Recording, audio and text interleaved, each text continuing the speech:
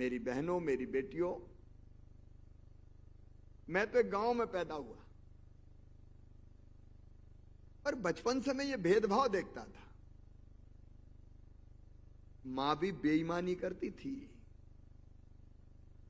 बेटे को ज्यादा प्यार और बेटी को कम लाड़। बेटा आ गया तो चेहरा खिल जाए, भैया आया है, और बेटी अगर जन्म ले ले तो मां का चेहरा भी उतर जाए, बेटी नहीं कहीं की आफत हो गई हो। हर एक के मन में यह भाव रहता था, ज्यादातर के, हर एक की बात नहीं करूंगा, कि घर में बेटा ही पैदा होना चाहिए। बेटा क्यों होना चाहिए? अरे बेटा तो बुढ़ापे की लाठी का सहारा है।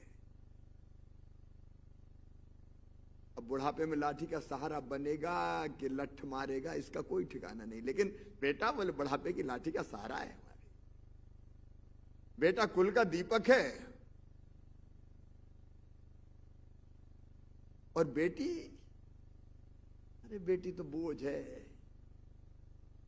शादी, विवाह, पढ़ाई, खर्चा, फिर चली जाएगी दूसरे घर, तो बेटी साथ थोड़ी देगी, बेटा साथ देगा। एक अजीब सी धारणा। और मुझे कहते हुए तकलीफ है कि एक समय ऐसा आया कि 1000 बेटों पे 2007 के अभी मेरे पास आंकड़े नहीं, 11-12 तक भी केवल 912 बेटियां पैदा होती थी। कौन करता था यह भेदभाव? भगवान नहीं करता था, इंसान करता था। इंसान, बेटा है तो जन्म लेने दो, और बेटी आई तो कोख में ही मार दो। यह पाप भी हुआ इस धरती पे, यह पाप। मेरा मन व्यथित रहता था कि यह भेद क्यों बेटा बेटी में? आखिर भगवान ही बेटा बनाता है, बेटी बनाता है, बेटी का क्या गुनाह है? बेटी भी पढ़े लिखे, खेले कूदे, आगे बढ़े, लेकिन भेद होता था। तब मेरे मन में आया कि, और बहुत पहले से, जब मैं मुख्यमंत्री नहीं था तब की बात बता रहा हूं, जब मैं छोटा था। अब चूंकि मेरी बेटियां बड़ी हो गई है तो वो मेरी बात सुन के समझ भी पाएंगी, बहनें तो समझ ही रही है। अब मैं अपनी आंखों के सामने परिवार में देखता था भेदभाव, तो मन किलपता था, आत्मा रोती थी कि भेदभाव क्यों, बेटा बेटी बराबर क्यों नहीं।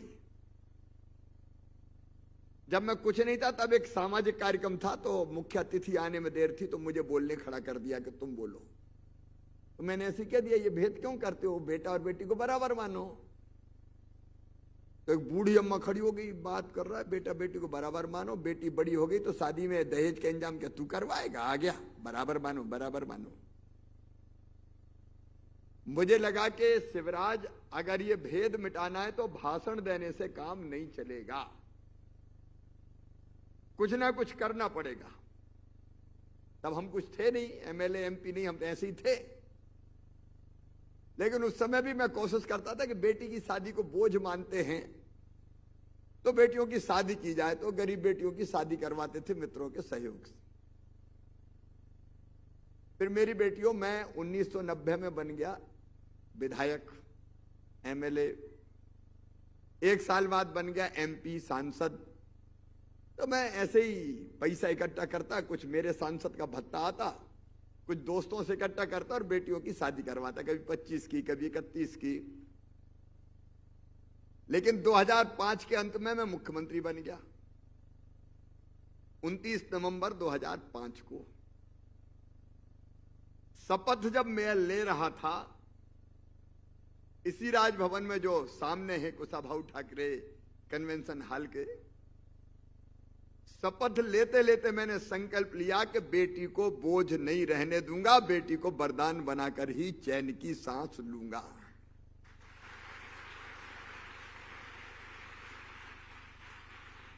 और तब से मेरे मन में कि क्या करूं क्या करूं।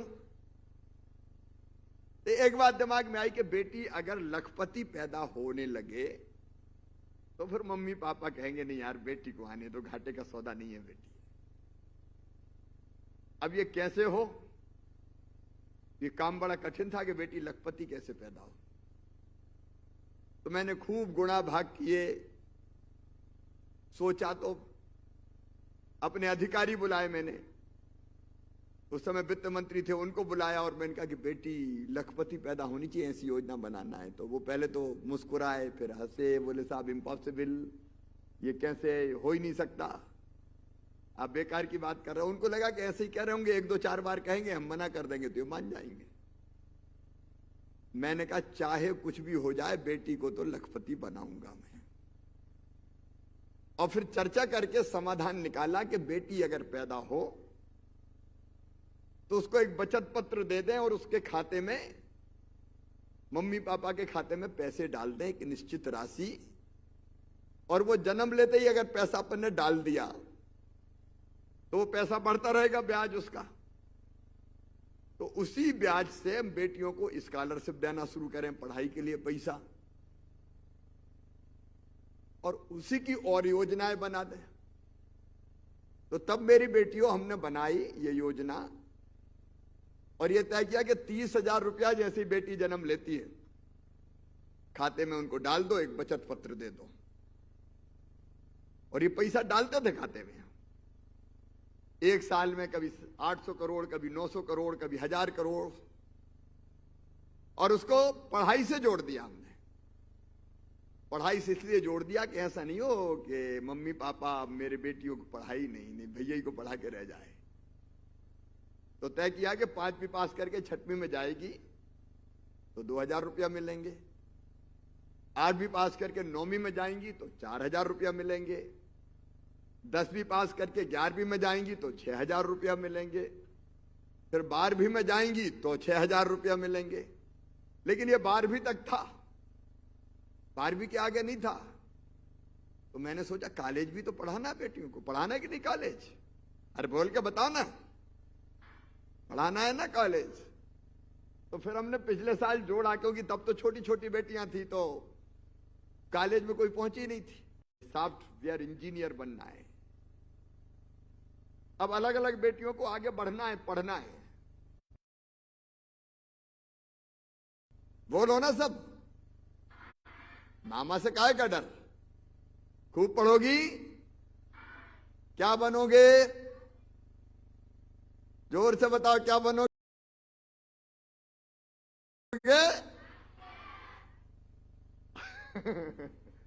अलग अलग बनो, कोई डॉक्टर बनो, कोई सॉफ्टवेयर इंजीनियर बनो, कोई प्रोफेसर बनो, कोई अच्छा अधिवक्ता बनो, कोई दीपाली जी की तरह आईएएस बनो, कोई आईपीएस बनो, और कोई तो एमएलए एमपी इनकी तरह मेयर बन जाओ, उसमें क्या दिक्कत है? और कोई मुख्यमंत्री भी बन जाना करो। और ये किया जा सकता है, ये हो सकता है, तुम ये मत मानना कि ये नहीं हो सकता, ये हो सकता है।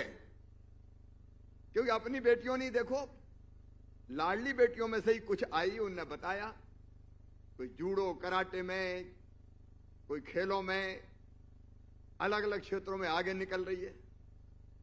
तो बेटियां सब कुछ बन सकती है, सब बन सकती है, और मामा बनाना चाहता है।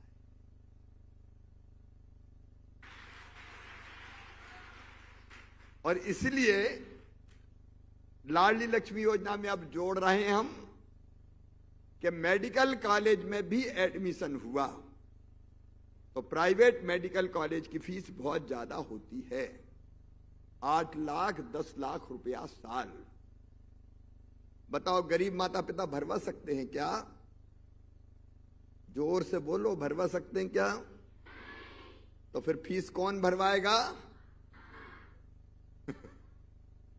मामा भरवाएगा। काय को चिंता करती है, पुख्ता व्यवस्था करेंगे अपन। अगर तुम्हारे परिश्रम से, तुम्हारी लगन से, तुम्हारी मेहनत से तुम्हारा एडमिशन मेडिकल कॉलेज में होता है। अब मेरी बात समझ सकती हूँ इसलिए समझा रहा हूं, छोटी छोटी बेटियां तो समझ नहीं पाएंगी, जो बड़ी बेटियां वो समझ सकती है। समझ रही हो ना मेरी बात? ऊपर वाली बेटियां भी समझ रही है ना?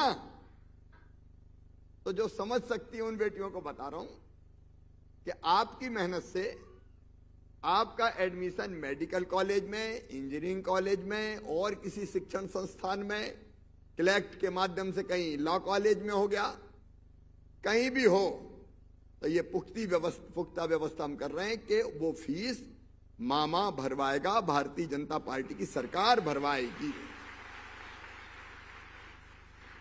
अब मेरी बहनें बैठी हैं, तुम्हारी कई बेटियों की मम्मी आई है, उनसे कहना चाहता हूं, उनसे पूछना चाहता हूं, जरा जोर से बताना, बेटी बोझ तो नहीं है? बेटी बोझ नहीं है, बेटी तो वरदान है, अद्भुत देन है बेटियां। अब जब मैं बेटियों के तिलक लगाता हूं, पैर छूता हूं, तो मेरे मन में यह भाव थोड़ी आता है कि मैं किसी बेटी के पैर छू रहा हूं। मेरे मन में आता है जैसे मैं साक्षात देवी के ही पैर छू रहा हूं। एक अलग तरह का भाव मेरे मन में उत्पन्न होता है, और इसलिए कोई भी कार्यक्रम हम करते हैं तो बेटियों की पूजन से ही करते हैं, ताकि जमाना, ये दुनिया बेटियों के महत्व को समझे। बेटियों के बिना दुनिया चल ही नहीं सकती। और एक बात मन से निकाल दें कि बेटे ही बुढ़ापे की लाठी का सहारा होगा। बेटा होगा कि नहीं होगा इसकी गारंटी मैं नहीं ले सकता, लेकिन बेटी जब तक जिंदा रहेंगी उनकी हर सांस मम्मी पापा के लिए चलेगी। बोलो मेरी बेटियों, सही बात है कि नहीं? सही बात है। और इसलिए मैं पूरे प्रदेश को आज कहना चाहता हूं, अलग अलग जगह लोग जुड़े हैं, बेटियां जुड़ी है, पेरेंट्स जुड़े हैं, शिक्षक जुड़े हैं, मेरी स्व सहायता समूह की बहनें, महिला बाल विकास की मेरी बहनें जुड़ी हुई है। ये संदेश ले जाओ सब जगह कि बेटी है तो ही कल है। बेटी बढ़ेंगी तो देश बढ़ेगा, बहनें सशक्त होंगी तो परिवार सशक्त होगा। अभी मेरी बहनें सोच रही होगी कि हमारा भैया भांजियों को तो दे रहा है, हमारा कुछ करेगा कि नहीं करेगा। तो अभी मैंने लाडली बहना योजना भी बना दी है। अभी पता है कि नहीं? अब हम केवल कुछ छोड़ के, जो बहुत अमीर हैं, इनकम टैक्स देते हैं, बड़े परिवारों से आते हैं, उनको छोड़ के गरीब, निम्न मध्यम वर्गीय सब परिवार की बहनों को 1000 रुपया महीना भी खाते में डालना शुरू करेंगे। मार्च से हमारा अभियान शुरू होगा। फॉर्म भरे जाएंगे, सूची बनेगी, फिर ये भैया केवल राखी के दिन नहीं, हर महीना 1000 रुपया भेजेगा, 12,000 रुपया साल। और उस पैसे का क्या करना है? वो आएगा बहन के नाम ही खाते में, तो उनको मत दे देना। नहीं, कई बहनें बहुत सीधी होती हैं कि ले लो, आ गए हैं। इसका भी उपयोग अपने परिवार को ठीक से, बच्चों को अच्छी से दूध मिले, फल मिले, सब्जी मिले, दाल मिले,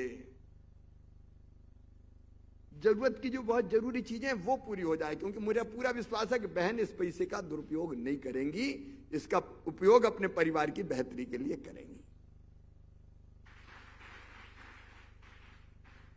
परिवार को और सशक्त बनाएंगे। परिवार सशक्त तो देखो, बहन सशक्त तो परिवार सशक्त, परिवार सशक्त तो प्रदेश सशक्त, और प्रदेश सशक्त तो देश सशक्त। साल में 12,000 रुपया, 5 साल में 60,000 रुपया। देखो, जो बहुत अमीर नहीं है उनके लिए ये राशि परिवार को बेहतर चलाने के काम आएगी। महिला सशक्तिकरण का एक नए युग का मैंने प्रारंभ किया है। बेटी पैदा हो तो लाडली लक्ष्मी हो, बेटी नहीं हर इस बेटी को, और अब बेटे को भी 8वीं तक यूनिफॉर्म देते हैं, दूसरे गांव जाएं तो साइकिल देते हैं, अलग अलग स्कॉलरशिप देते हैं। एक योजना और मैं, चूंकि बहनें भी है, उनको बताना चाहता हूं, उसको और मजबूती से हम लोग कि बेटा बेटी के जन्म के समय भी, जन्म के पहले 4,000 और जन्म के बाद 12,000 रुपया, इसलिए कि वो बच्चे को ठीक से पाल सके और मजदूरी मेहनत करती है तो उस समय घर पे आराम कर सके। आप सोच के देखो, बहन और बेटी की जिंदगी के किसी भी पक्ष को हमने नहीं छोड़ा है। पैदा हो तो लाडली लक्ष्मी, उसके पहले बेटा भी पैदा हो तो प्रसूति सहायता, पढ़ाई के लिए पैसा, यूनिफॉर्म के लिए पैसा, 8वीं तक मध्याह्न भोजन, गांव की बेटी योजना, बड़ी हो जाए तो फिर शादी भी मामा ही करवाएगा, उसकी भी चिंता मत करना। 56,000 रुपया एक बेटी की शादी में खर्चा किए जाएंगे।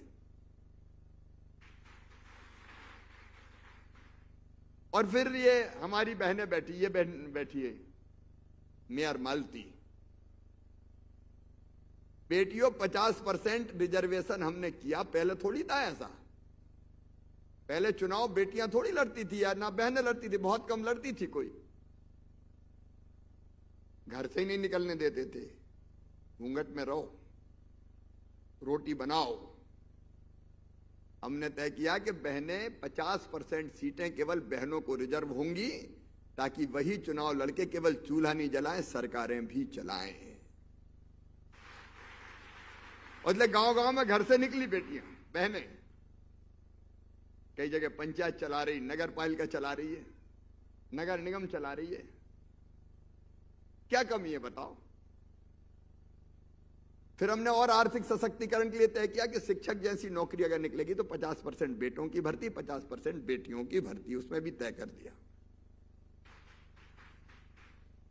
पहले पुलिस में बेटियों की भर्ती नहीं होती थी, बहुत कम होती थी,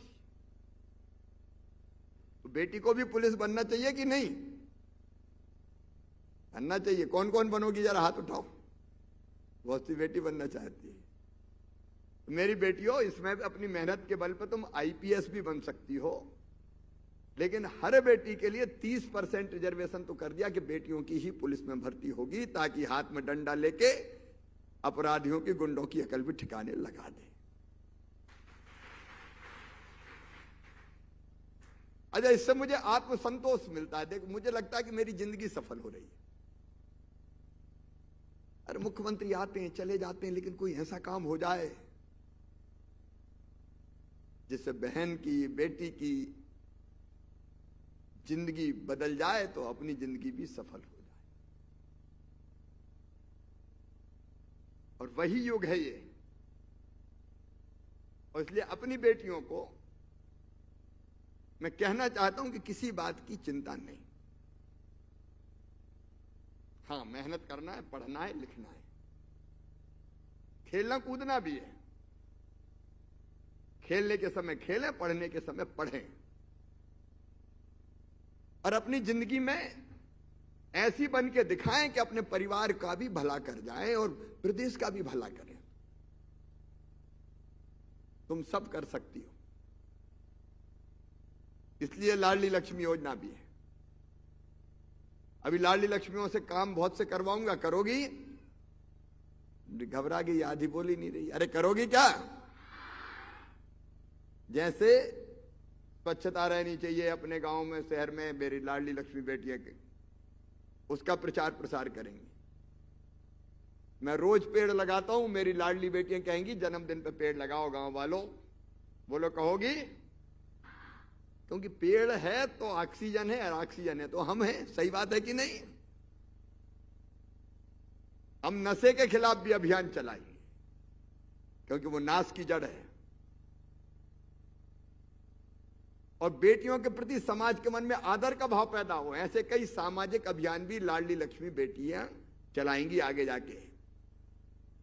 अभी हम सुन रहे थे ना कि लाडली लक्ष्मी, लाडली लक्ष्मी, साधारण ही असाधारण बेटियां हैं। आज तो मैं बहुत बहुत शुभकामनाएं देता हूं।